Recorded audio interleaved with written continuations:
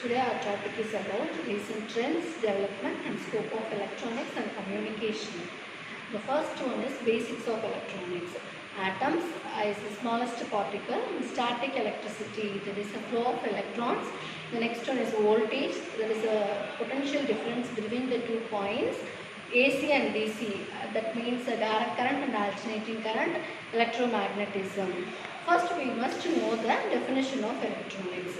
It is a branch of science that deals with the study of flow and the control of electrons and its behavior in vacuum and matters like semiconductor, gases, etc. There are two different ways of storing information. The first one is analog and second one is digital. The second topic is electronic component, the device that control the electrons to resist, carry, select, steal, switch, store. There are two types of electronic components. The first one is active component. It requires source of power to operate. The second one is passive components. It's capable of operating without any external power source. The next one is diode.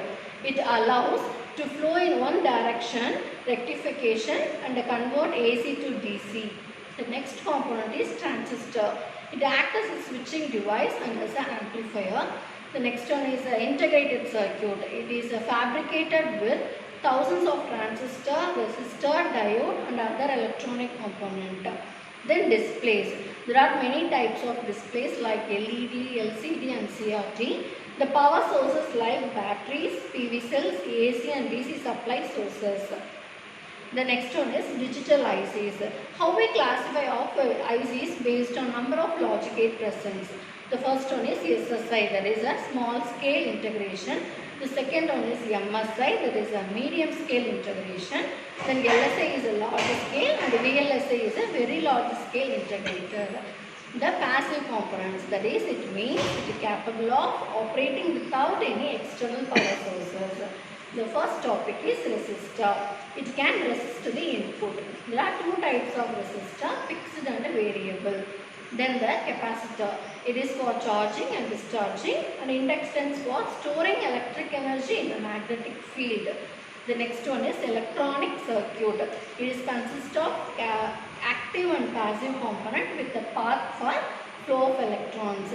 Other component includes sensor, logic gates, audio devices like speakers, buzzers, switches and meters. The next one is recent trend and development of electronics. The first one is, I want to tell the applications of electronics. The first application is consumer electronics, like office gadgets, home appliances, video and audio systems, advanced computer devices. Then industrial electronics, industrial automations and motion control, machine learning, motor drive control, mechatronics and robotics, power converting technologies, renewable energy applications and power electronics.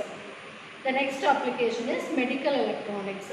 Advanced sophisticated instruments are developed for data recording, physiological analysis. It is used for diagnosing diseases and for healing purposes. The stethoscope, respiration monitors, temperatures, pulse, blood flow. Then defibrillator, ECG, EEG and EMG.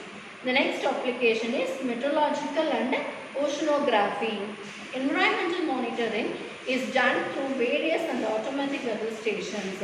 The barometer, actually it shows the atmospheric pressure level and predicts whether it is good or bad.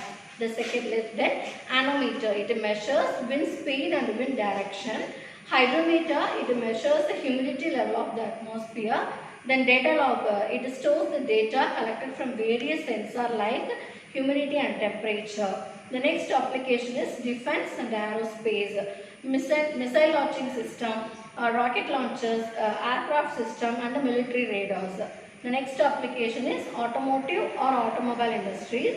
Airbag control in recent cars, windows regulator, electronic control unit, anti-collision system and anti-lock braking system. The next topic is communication. First I want to tell the definition of communication. Communication is a process of exchanging information. Electronic communication consists of three components, a transmitter, a communication channel and a receiver. It is a uses of technology that allows us to communicate with other in different locations without the use of cable. The mobile phone is an electronic device used for mobile telecommunications. Then SIM card. It is a subscriber identification module, contains user information and phone book. The major next application is satellite communication. First we must know the answer of how do satellite work. There are two stations on Earth, want to communicate through radio broadcast but are too far away to use conventional means. The two stations can be satellite as a relay station for their communication. On Earth, satellite sends a transmission to the satellite. This is called a uplink. The satellite transponder converts the signal and sends it down to the second Earth station. This is called a downlink. There are many service types.